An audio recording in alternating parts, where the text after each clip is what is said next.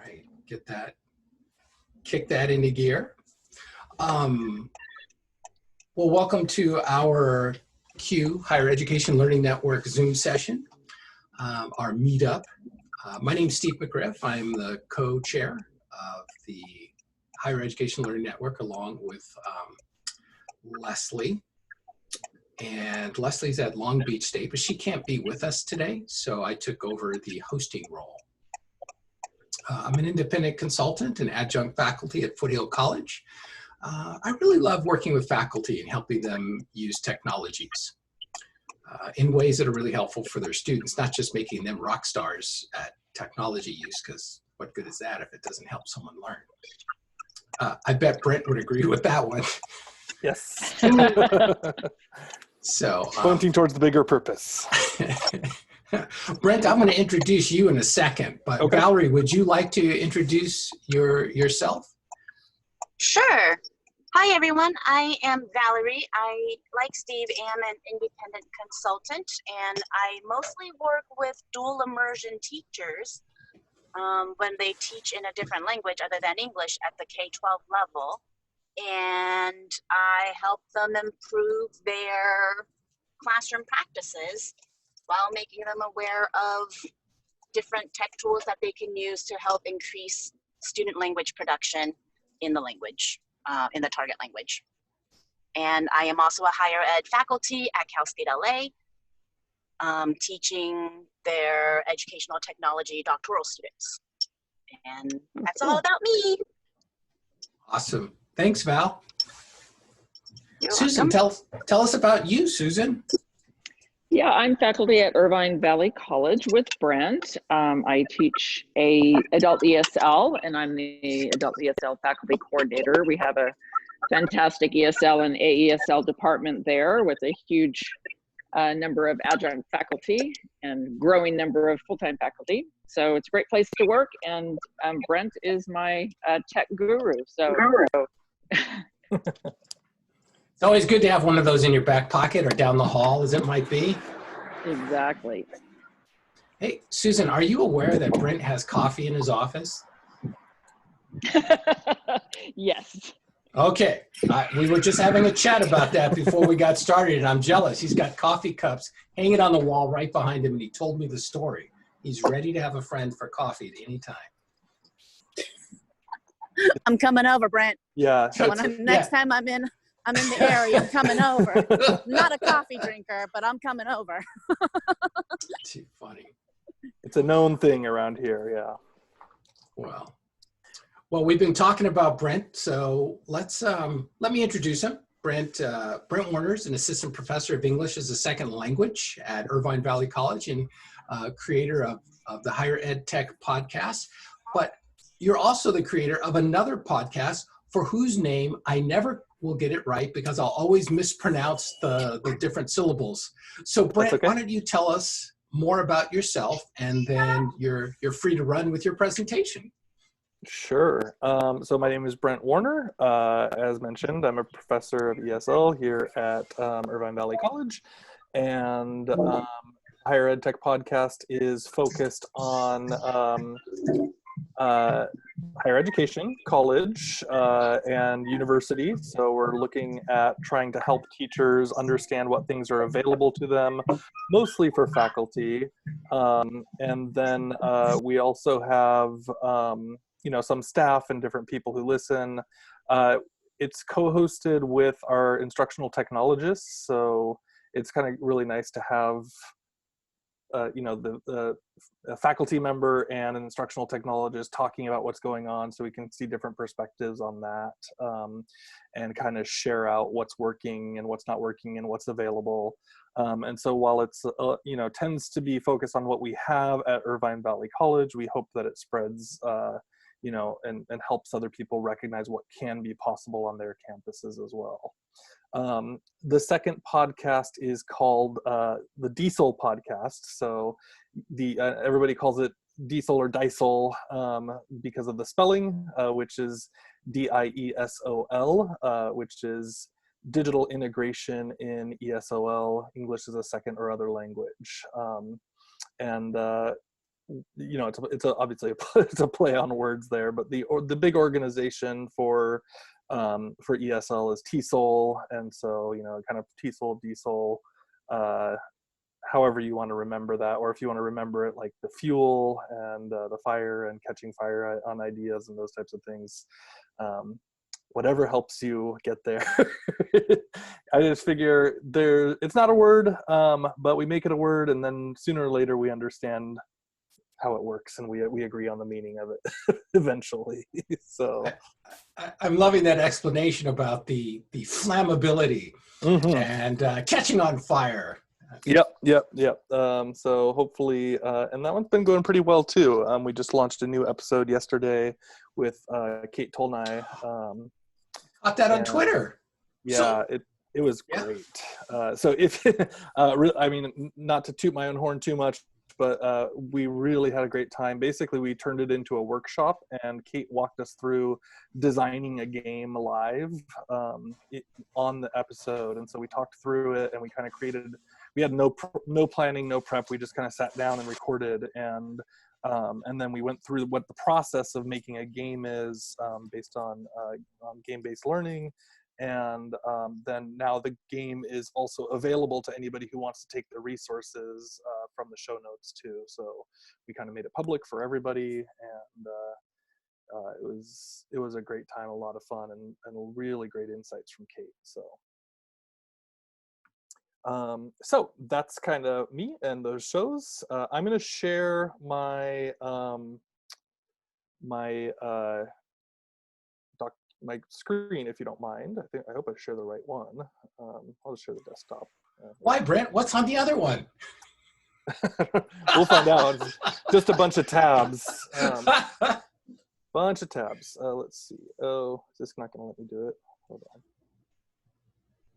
Oh, it's not going to let me do it. Oh no, I'll just have to talk through these things. I'm really sorry. Zoom is not our security. I didn't realize that it didn't let me do it. I'm going to have to quit Zoom to do it, and I don't want to do that. So, well, that's crazy. It is interesting to see how different instances of our communication technology are done at our different colleges. Yeah, that is very. Oh, maybe I can do a full screen. Is that coming across? Yeah, I see it. Oh, okay. I guess it's just not going to let me do the Chrome browser, so I'll just go with the full screen then and open that up for you guys. Okay. So that's me. We just talked about where I'm at and what I'm doing, and so this conversation came about with a talk with Valerie about equity in higher education and in ESL. And so I kind of wanted to talk about this idea of tequity in higher ed. And I was all excited about this word tequity. I was like, oh, did I come up with this by myself? And I thought it's a lot of fun and it's great. And then I saw that one of the keynotes is also something called tequity. And I'm like, it wasn't, I wasn't first to it. Someone else got it. But it's still a great idea, using tech for equity. And so I really wanted to just kind of start thinking about that and start sharing some thoughts around this, because we have to deal with all these different buzzwords, right? Like equity, depending on your schools, AB 705, ADA compliance under that, Section 508, accessibility, right?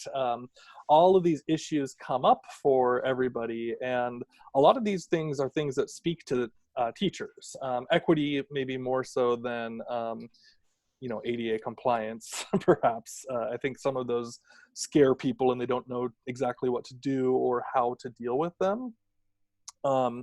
This is what I'm getting at, basically, is that none of these things necessarily have to be as scary as people put them out to be, right? They have a tendency to shy away from them, or maybe just avoid even dealing with it and just say, well, until someone comes up and tells me to do something, then I'm just going to do things the way I've always done that. And I'm guilty of that myself too, especially with things like creating documents and doing the meta tags on images and all of these things that we're supposed to be doing for compliance, and making sure that things are accessible for students. But it's actually not all that hard once you start paying attention. And so this idea, what I'm really hoping for today is just to start getting people thinking about the idea of viewing equity through the lens of technology, and then really helping professors see that technology can make these requirements easier. It's not that big of a deal, and in fact, it starts to get to the point where it's easier to do the steps to get things done than to even not do them, right? There's some of the technology is becoming so fast, and you can kind of train yourself through them. I will give a few examples in a few minutes so that we can see what this all looks like. And so just with that kind of thinking in mind, I've found this James Baldwin quote, which was, "Not everything that is faced can be changed, but nothing can be changed until it is faced." I liked that a lot because that kind of addresses the idea that we have to take an action to make some sort of change on anything, and it's so convenient seemingly for a lot of people, but I think that we spend a lot more time stressing out about, are we meeting these requirements, are we helping our students in the right ways, are we doing everything properly, rather than just quickly training ourselves to do it and getting a little bit better at using these features and some of these things that can help us out a lot. So with that in mind, I wanted to share a few examples of things that where we can use technology to help with accessibility for our students. Today, I'll be explaining a little bit about Read and Write, Grackle Docs, and the PowerPoint Live Translator. These are just examples. It all depends on your school, your needs, things that you need to do. But again, the big idea is that I just want to help people see that options are out there, and there are ways to kind of do everything. So I'm going to jump over to Read and Write to start, and then we'll kind of look at each of them just and see how these tools go. And obviously, you guys, since it's a small group here, please just feel free to shout out if you have questions, and I'll do the best I can to answer. If there's anything that you're not sure about, or what I'm talking about, or if I just kind of ramble, then please let me know. Brent, you're doing awesome, man. I wanted to chime in just to let Val and Susan know. I put you on mute because I was picking up on background noise from behind you off of your phone, so you'll have to unmute yourself in order to chime in. Just wanted to let you know. Cool. I'll give them a second, Brent. just to see if they're trying to chime in. Sounds okay. All right, cool. Okay, so the first one is Read and Write. So Read and Write is a very amazing platform that really every school should have if you don't have it. I think it's worth putting in the requests to the appropriate people, and you should be able to work with someone like your DSPS or whatever your equivalent of helping disabled students is, because it's not just for disabled students, but it's designed with all of these compliance needs in mind. And so there's all sorts of different tools built inside of this. On our campus, since we do have access to it, it means that any student can log into their computer. And if you see up here, I've got a little I've got a Google extension up here in the top right, and so I'll show you an example of it in just a moment. But it does all sorts of fun things with documents, whether they be Google Docs or direct web pages or all sorts of things. So I just prepared this kind of dummy document based on a reading activity that we'll probably be doing later in my class. And you can see up here, there's a toolbar for everything. And this is the Read and Write toolbar coming into play once it's installed. And so you can do quite a few different things. And again, I hope that this audio is going to transfer across. But when you highlight, for example, a section and you click on the play button,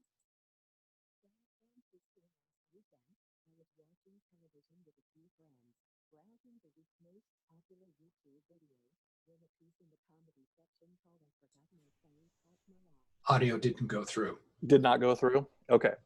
So it uses just an artificial voice in order to read each word out loud for you. So you can highlight any section, or you can just have it read the entire document for you. So it's a quick accessibility tool in that sense. But you can play, you can pause, and then if you see here, there's a button that says Audio Maker, and you can actually convert the entire document into an MP3, download it, and listen to it in your car on your way to school or work or whatever it is that you want to do. So it's a pretty quick and amazing thing that it just does that all for you right inside. Again, kind of continuing with the accessibility, if I'm going to look up this Charlene de Guzman, for example, this person who made this video, I can go click on the web search button right when I highlight her name, and it automatically opens up for her. It's a quick way to search instead of having to do other, outside of things. Again, a lot of these already exist in ways if a lot of people know, or if they're very savvy with their computers. But this is a much quicker and more accessible way for students. You can, if you're a teacher, you can use this screen mask here, which is really cool. So you can highlight and focus in on certain sections only, and you can make all sorts of adjustments to this. So for example, if you're quizzing your students, you might only want to move through a certain section without them being distracted by other parts. And so I can highlight and I can choose what areas of focus that I want to pay attention to with my students. Or I can ask my students to do the same thing in the classroom and say, hey, you show me what's going on with your computer and what you're doing. Brent, I just have to say, that's rockin' awesome right there. Yeah, When you can highlight text and then gray out the other part and get the students to focus specifically on what you're talking about rather than looking at the whole entire projected screen. Right, because it's very distracting, right? And so you might also have, if you're quite clever about it, you can design your screen to have sections where it's like, I want to show this section first, this section second, third, and so on, right? So a little bit of planning can go a long way. Again, there's a lot of different tools in here. I just want to show a couple other quick things inside just to help you see. So if you highlight some words, so let's say I highlight the word friend and I want to highlight that in yellow. I'm going to isolate that as being a noun, right? And then I'll check also boyfriend is a noun, and I'll pick smartphone. Not smartphone, so just the word smartphone as a noun. And then maybe I'm going to choose a couple of verbs as well. So I'm going to say watching, and I'm going to highlight that in pink, and I'm going to say stare. They're kind of similar meanings, all these ones that I'm choosing. And let's go with bowling, okay? So I can highlight these in different colors, and then what I can do is I can collect the highlights. So when I click on this link here, it'll isolate the highlighted words by color, and I can hit OK. And it will create a new Google document for me with only those words isolated separately. So if you're doing things like, if you've got students who are English language learners, you can have them separate out certain words or phrases by certain meanings, and they can instantly create a list or a section of valuable parts, quotes, whatever it is that they're trying to do. I will continue with this because there's an even cooler function in my opinion, which is this one called vocabulary. With those same highlights, if I click on vocabulary, I think, let's see if it works, hold on.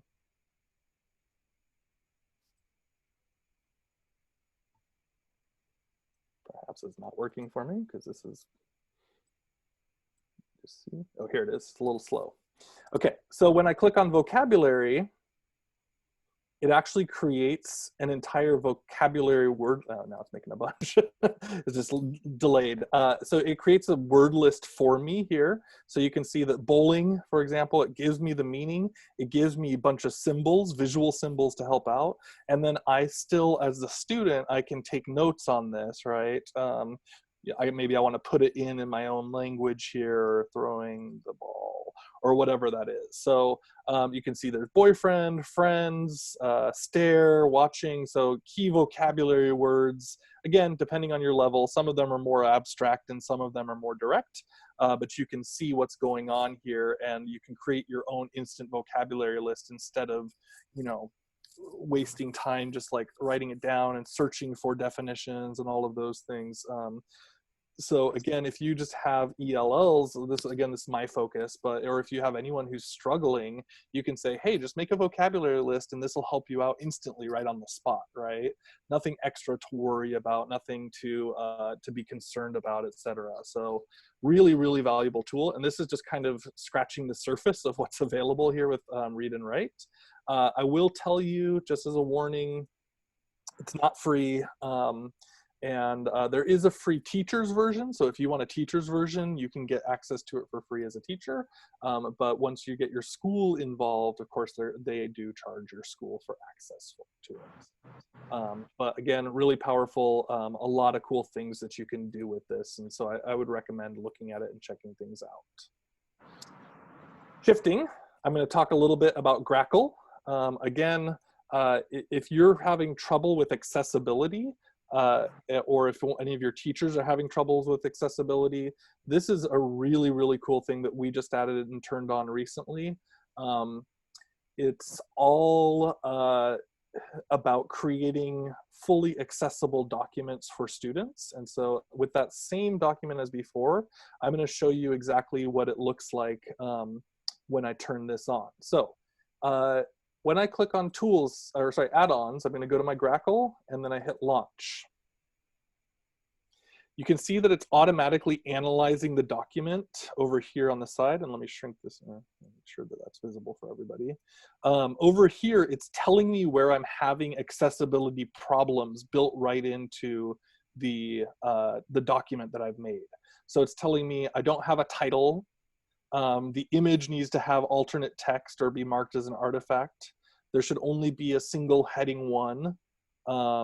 Headers and footers should be used, and all cap styling should be avoided. So I've got a few different issues like that here, right? So I don't actually know if this is going to work, but if I wanted to get rid of the all caps here, I could change that out, right? Diction to screen. Here I've got an H1 heading, and this is also an H1 heading, so I could change this to H2. And I don't have a title for the document, so I'm going to put that in there. I've made a few quick changes, and then I can quickly click on recheck. Oops, I need to, usually this works. Sometimes it takes a round or two. But we can see, am I getting closer?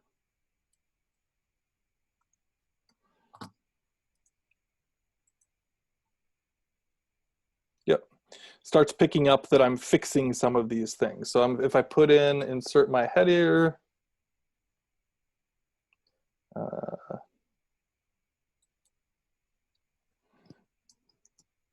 maybe I can add these. Again, I can just kind of keep working through this. I can put in an alternate text underneath here. And it just tells you directly what to do. I'm not going to spend the time doing the whole thing, but I can quickly start looking it up. So now I've got 20 out of 22 checks passed. And then I can export it directly to a PDF. I can also click over here, and it highlights the areas where I'm having problems. So it'll tell me what I should be doing, and right inside of this, I can make the quick changes.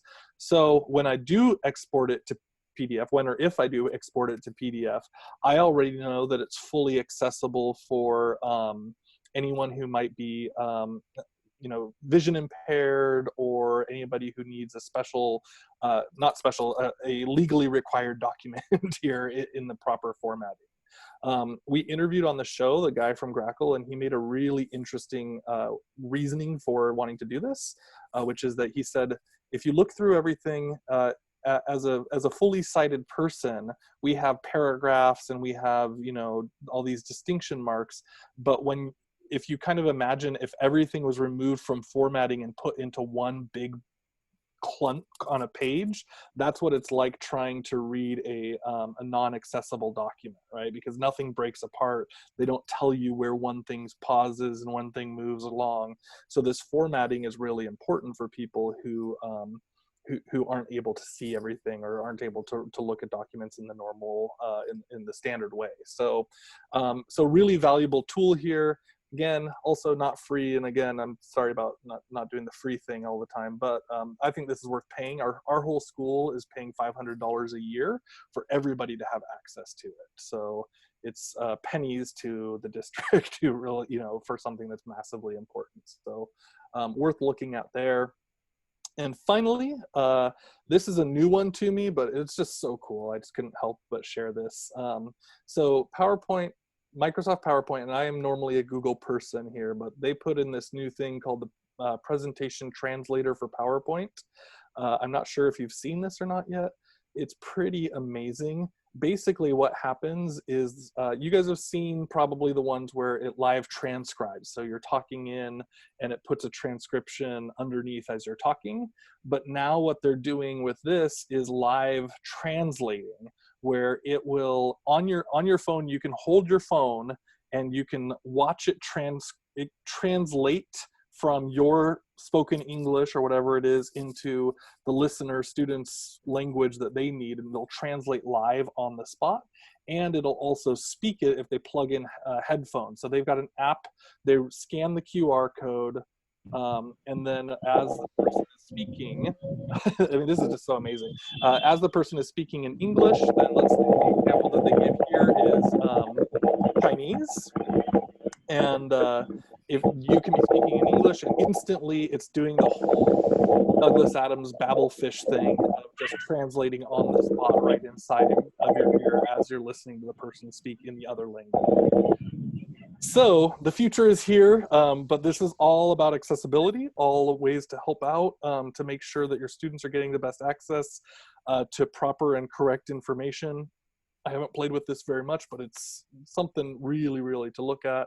And so these are just kind of a few ideas of things I hope that people can start looking at from the higher ed perspective and seeing that there are so many kind of quick one-click ways to help your students out and to help them have more access to better information. So that's it. That's all I've got for right now. I'm available to be spoken to to ask questions right now, but also later, if you're on Twitter, you can hit me up at BrentG1. Thank you so much. Brent, that was awesome. It's like three things. Yeah. That was So- amazing. Yeah, and I also wanted to follow up just because of the conversation with Valerie. It kind of came up because I did a presentation recently, and this is how I started framing the presentation a little bit about like being able to help students, and it was about using Google, but I was talking about like equity and some of these things, and all of a sudden I got so much more buy-in from people than I had at previous tech things, right? And they're starting to see, oh, if I can do this, then I can do that, right? And so just being aware of how these things can help on that level can really be functional for teachers who are trying, really struggling but striving to help their students in ways that they thought were a lot harder than need to be. And so I hope that people can start seeing that.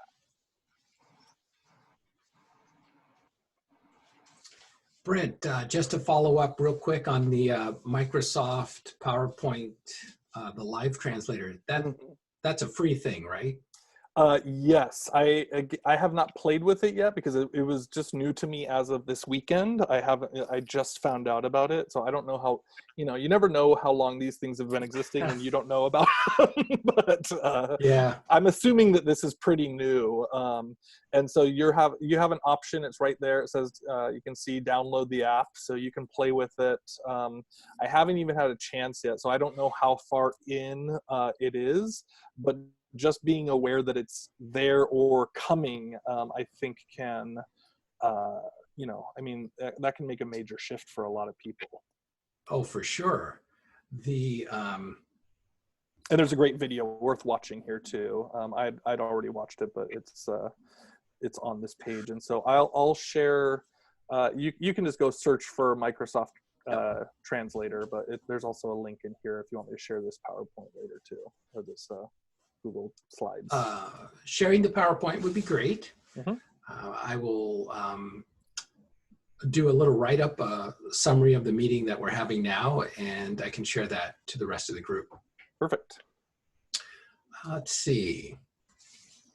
I liked read and write, and beyond just being able to highlight the text on the screen that you really want to focus on, just giving students easy access to ways in which they can communicate with their teacher, and its ability, the search, just to highlight something and then say, well, what does that word mean? Or who is that person?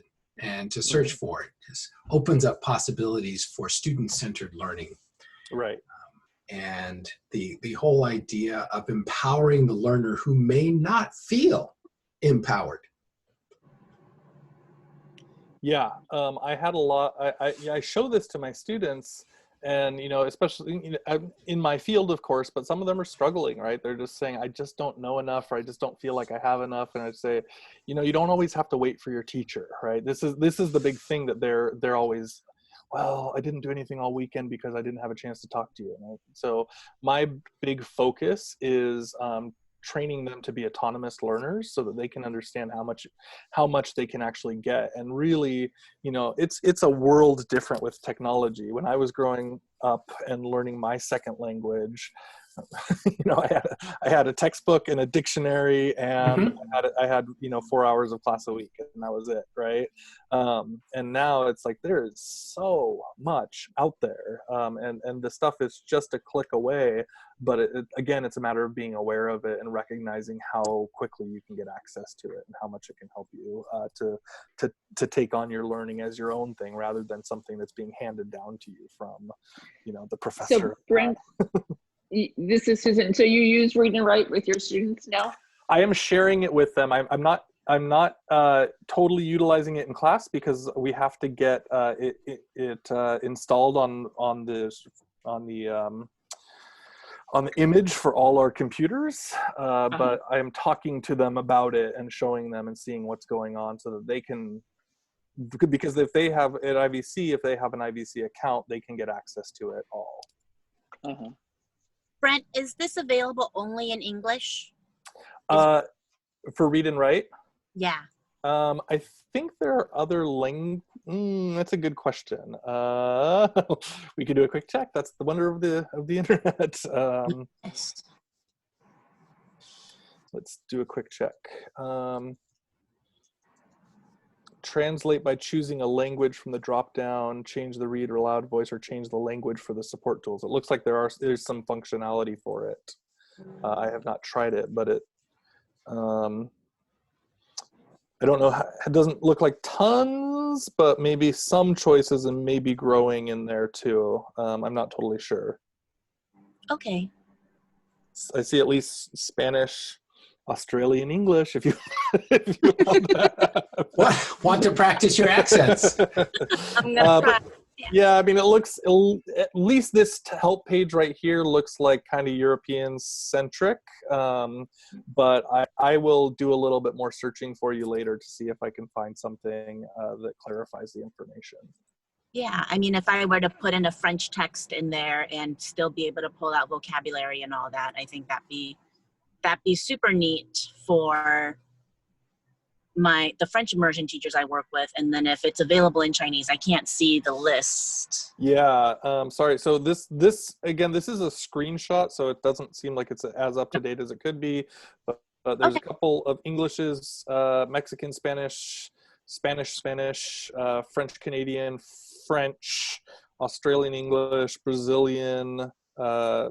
Brazilian Raquel, I'm assuming that means Portuguese too. Dutch, Flemish, German, Italian, Portuguese, Swedish, Indonesian, and Polish. That's what it says right here.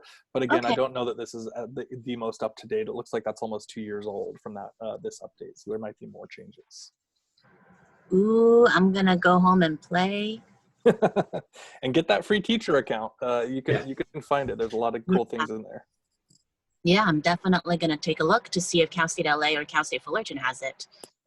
and we can definitely leverage this. And even from a teacher perspective, without the student accounts, this would also just help with vocabulary. Oh yeah, because you could make the page right there and then just Right. distribute it to them.